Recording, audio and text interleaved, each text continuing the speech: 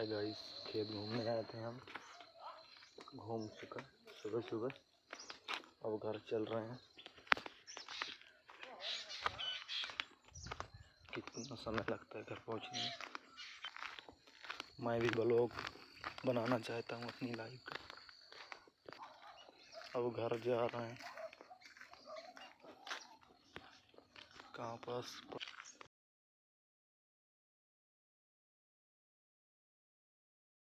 घर हम जा रहा है।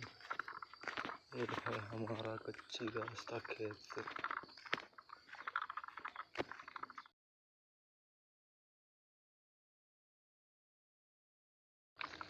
तूने मेरे जाना